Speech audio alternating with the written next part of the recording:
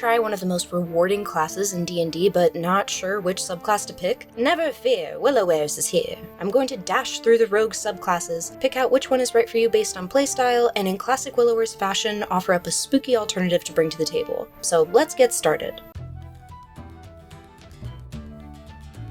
Rogues truly have every slice of the D&D pie. Exploration and searching for traps, that's you, baby. Plenty of delicious character options baked into your subclass for social interaction.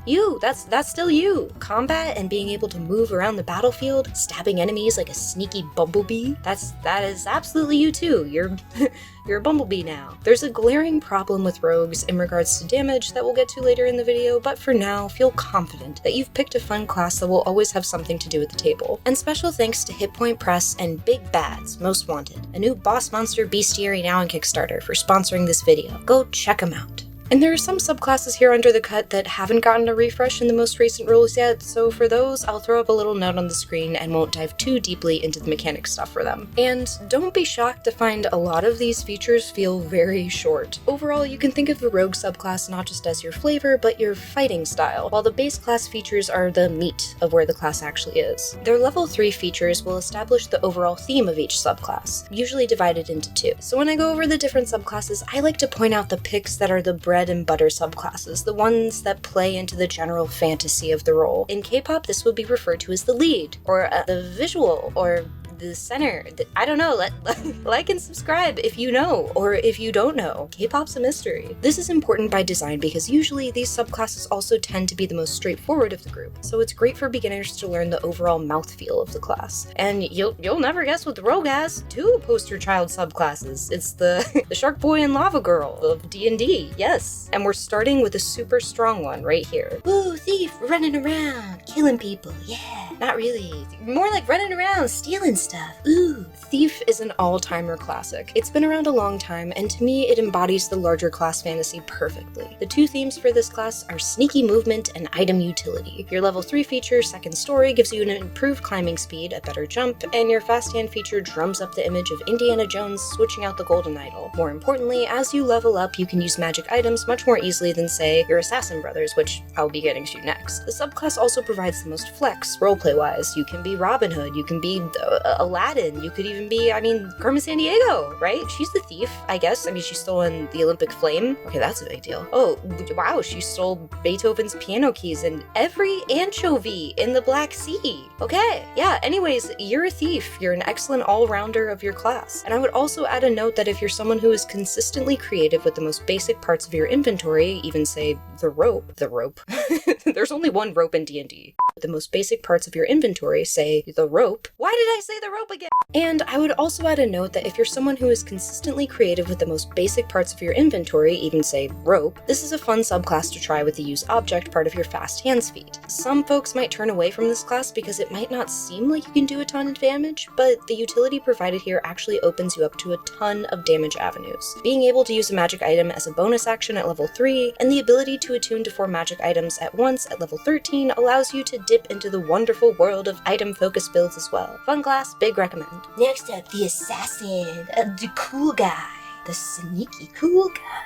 I want you to look at the length of this subclass. And I know what you're thinking. Was someone charging wizards by the letter to rate this class? It's so tiny. Well, this class embodies the other tarnished, mysterious half of the sneaky rogue coin, the death from the shadows type character. The 2 themes established in this class are poison and single target punishment. You can dive into combat faster than most with advantage on initiative, and you're the only subclass that can move after using your steady aim feature when you gain your level 9 feature roving aim. This reminds me of Assassin's Creed characters, making their strike and then being able to move away in the crowd. Your level 17 feature promises super tasty big damage against single targets as well. You're basically hitting like a very quiet tactical nuke. Now, my recommendation for this subclass would absolutely be to use the most recent version. Some folks do enjoy the 2014 Assassin Rogue, but there really were some head-scratcher feats in there. There's a feature in there that takes 7 days to complete.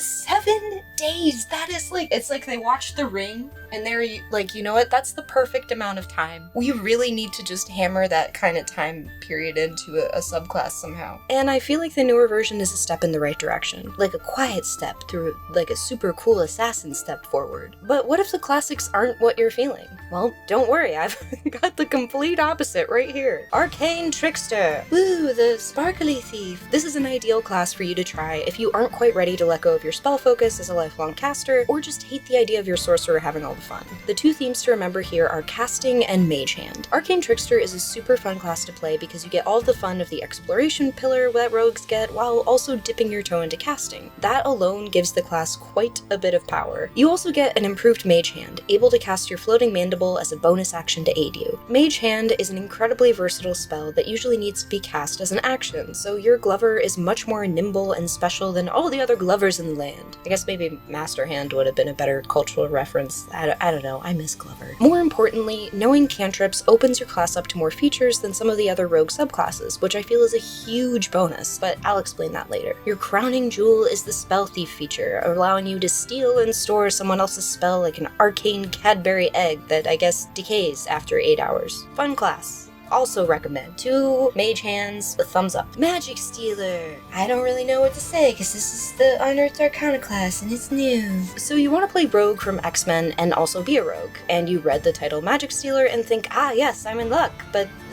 you're not. It's not Spell Thief. It's Magic Stealer. It's not Coke. It's Pepsi. I think this is a cool subclass idea. It feels a bit awkward to have a Magic Stealer with Arcane Trickster's level 17 features Spell Thief just standing right next to it while the class claims to be a magical theft class. So I haven't seen this subclass at the table yet as it's very new, but reading through the mechanics, I would say this class focuses more on shifting power around, like a magic bucket, versus something that you steal and keep. Your level 3 Drain Magic feature I could see easily being a huge party favorite feature, restoring another party member's spell slot, potentially sucking out a bad spell effect at the same time is really cool. Your other level 3 feature involves draining magic from spells that are being flung around you, either by your allies or enemies, and adding it to your sneak attack damage. But that doesn't seem like anything is really being stolen, more like redirected. So actually kind of not like Rogue at all, I guess. So my hope for this subclass, which probably won't happen, is that we keep some of the mechanics of this subclass and switch up the flavoring. Off the top of my head, I'd rebrand this as an arcane opportunist, described as someone who is able to brush against the weave of magic and misdirect energy to their benefit. From there, I think you could rebuild this into something super exciting. So, recommendation, hopeful. Inquisitive. He's got a lot of big thoughts. That rogue has a lot of big thoughts. Just take your rogue and make his eyes like really big, and his ears, too. The two themes here are being a detective and sniping your enemies for a perceived weakness in their tactics. Starting out, you get buffs to your investigation, insight, and perception, so being completely honest here, the Inquisitive is not, in my opinion, the most rewarding for combat, and combat is usually a pretty big deal in a lot of campaigns. While the other rogue subclasses get a lot of features like Soul Blade at level 9, you get advantage on perception and investigation. Now you can really catch the bad guy, I guess. We do have his description. Can we take that? Let's take his description.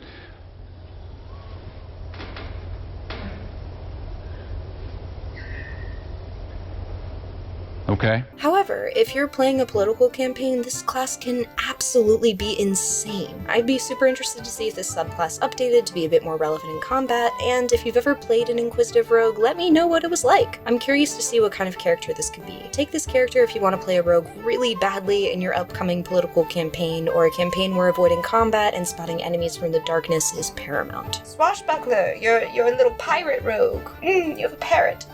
Oozing with charisma, mobile, while at the same time complete and deadly mastery over your blade. Super huzzah class, like big huzzah points with these guys. This rogue class is important in my opinion because it is a fantastic way to be a close combat rogue with your level 3 feature fancy footwork. This allows you to poke the bear and the bear isn't allowed to swat back if you step away. This is a fantastic character if you want to be a high charisma face of the party while also being able to deal out damage without worrying you'll be squished like a bug. I've noticed that a lot of players will use the Swashbuckler to round out their pirate character, which of course course is very fitting. But don't worry if you like the look of the class from a mechanics standpoint but have no interest in catching scurvy and wearing silly hats. The Three Musketeers are swashbucklers. Virtuosa from For Honor, for example, is an ideal swashbuckler. Elusive yet skilled fighter that's all about showmanship. Look at her, she's having a great time stabbing that big guy. Still got a funny hat though. Maybe that's the requirement. As of recording this video, Swashbuckler hasn't gotten an update yet, but it's a beloved class, so I hope it will come soon. Recommend on all 7 Cs. Soul Knife. This is the rogue with all the cool floating knives that are a bunch of different colors. As far as flavor goes, I've saved the best for last. Soul Knife is an amazing subclass for people that want the magical feel of a caster without all the hassle of being a caster. This class leans into glowy little swords and psychic abilities. Your weapons are, according to the book, extensions of your own psionic energy. Like the straight up Scion class, you get a resource pool of dice that represent this energy. The level 9 feature Soul Blades is one of my favorite subclass features ever. A good old damage and movement feature. Can't get better than that. Sounded like a used car salesman. I go up to the level 9 feature and I just like slap it on the hood and I'm like, oh man, this baby will take you far. This feature allows you to teleport a certain distance based on your roll. The randomness of this outcome, which is a lot, balances the resource drain on this feature, which is a little bit more little. Meaning that while it isn't as dependable as a Misty Step spell, it doesn't eat something as large as a spell slot. Because you're not a silly nerdy caster, you're a big buff boy with glowing knives that go If you always wanted to play a character like Gambit from X-Men, this is the ideal class for you. And then you can marry the Magic Stealer, not really Magic Stealer rogue, and never touch. How romantic. Did I miss your favorite subclass? There's a few here that I'm interested in looking at a little deeper, for example, the new Scion of 3. Let me know in the comments. In my last video, I noticed a ton of you really wanted to hear more about the Scribe subclass for Wizards, and it's been noted here at Willowares HQ to include it in my next Wizards subclass video. You might not think I'm watching, but I'm always watching. For now, I'd really like to go over an issue that I have with rogues. But first, a word from our wonderful sponsor. As you know, here at Willowares, we like big bad bosses. So I was excited to check out Big Bad's Most Wanted Kickstarter, a collection of over 25 boss monsters for 5e, each with full backstories and more. There's 250 pages worth of content here, items, feats, but my personal favorite is the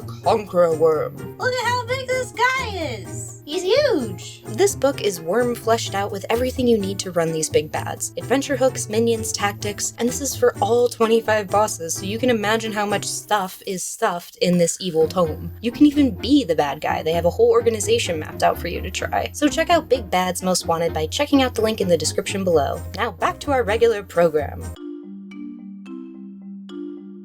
The thing about rogues is, they get a lot of spotlight as far as picking the lock, schmoozing their way through the door, then stabbing the poor guy who opened the broken door to let the party in. But damage scaling mid to late game, particularly when you're in a party with players who are a little bit more optimized and even multi-classing, leaves a little to be desired. At a lot of lower level adventures, particularly with newer parties, a rogue does just great. But as levels go higher sometimes, it doesn't feel so great. That's why a lot of optimized rogues lean on feats or multi-classing to even out damage, like dipping into Barbarian, like a psychopath. Or, for example, the Magic Initiate feat. For those of you that don't know, this feature allows you to learn 2 cantrips and a spell. Even if you're not a caster class, you kind of do magic Duolingo, like you don't really know magic, but you know how to say hello, and she's eating the library with water. And I would absolutely recommend playing a rogue with one of these tucked into your build at least once. A lot of builds you can find online for rogue use these, and in my opinion, the flavors of those spells and feats really gel with a lot of the rogue subclasses. But I also wanted to see if there was a subclass we could make which doesn't depend on this, that still gives us damage while maybe freeing up those slots for something else. After all, it doesn't feel great to have to take the same feats every time. I've said feats so many times in the last few minutes that it doesn't even look like a word anymore.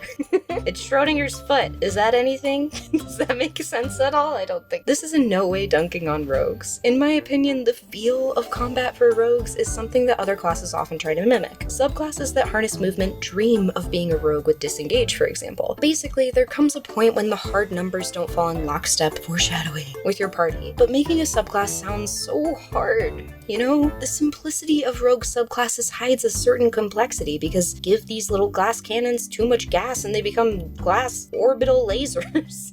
Honestly, only a silly fool would try to make one. And I, ladies and gentlemen, am the silliest fool of all. So settle in, grab a delicious snack, and let's see what I can cook up. There's a door I'm not supposed to go through. It's at the end of the darkest, longest hall in the house. It trembles at the edge of my vision like a pulsing vein when I walk past, as if to say, don't come in. stay away. Every inch of its edges are sealed with locks, probably close to 100. To most, that's a warning, but to me, it's a puzzle. It's locked because there's something terrible inside. That's what the wizard tells me as he flicks through another stack of scrolls. I've been hounding him for a chance to crack it. After all, that's what I do. I pick locks. I open doors. I don't tell him I wake up standing in front of it, lock picks in my hand. There's something terrible inside. He tells me to leave it, that the other scrolls here are more than enough for us, but I can't use scrolls, and I'm bored out of my mind. The knob rattles to the thud of a beating heart even while I sleep. I can't help it. I have to open it. I found myself in front of it again, not even with the excuse of sleepwalking anymore. I crack a few of the locks. It's good practice, after all.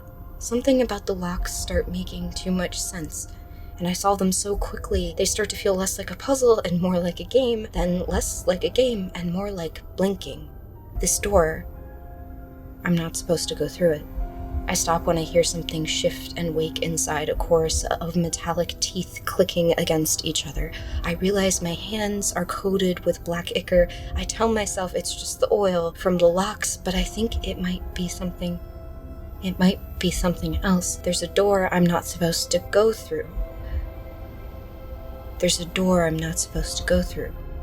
It's unlocked. I think it's been open for some time. There's a door. There's a door. There's a door. There's a door I'm supposed to go through. While many would argue the forces of magic are unknowable, a locksmith would say it's a giant puzzle waiting to be solved. To a locksmith rogue, a trap, a spell, and a lock are all one and the same, different parts on a continuous circle. A locksmith is a focused, nearly obsessive combatant whose focus on unlocking doors has manifested in an unnatural ability of tucking magic away in locks themselves. Unlike their more debonair rogue brethren, locksmiths often find themselves employed as just keepers of secrets, with their unnatural ability to both seal away and break open anything they please. On the battlefield, locksmiths can use their knowledge to lock away magic like a ticking time bomb, which then they can unleash upon their enemies. And hey, we did it! And here's the locksmith for you to unlock. For free! It's a free unlock in the description below. And in addition, for my lovely patrons, I have a set of arcane lockpicks for any rogue or adventurer to enjoy. Thank you so much for your support. If you like this video and are new, feel free to check out my other stuff. I've got plenty of free goodies and tips for you. So see you soon! Goodbye!